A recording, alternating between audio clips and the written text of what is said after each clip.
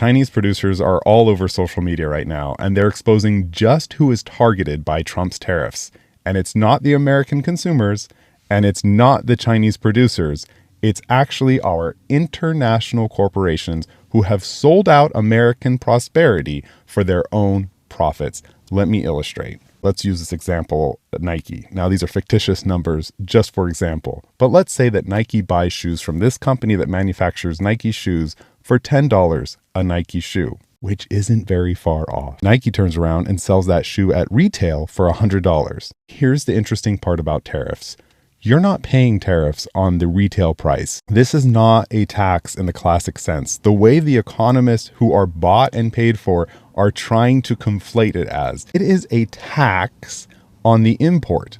This means with a 25% tariff, Nike's going to have to pay $2.50 to the US government every time it imports a Nike shoe at $10. So this $2.50 gets remitted to the American government, to American citizens. Now Nike's cost $10 for the shoe, $2.50 for the import tax.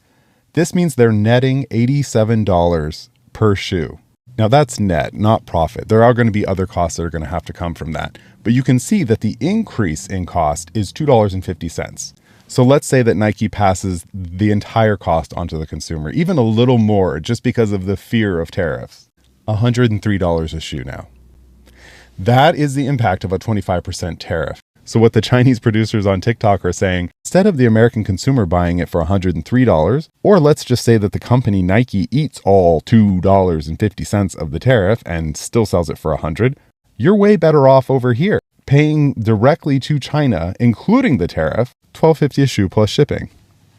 So as you can see, the tariffs are not meant to hurt consumers. They're not meant to hurt China. They don't really affect China at all.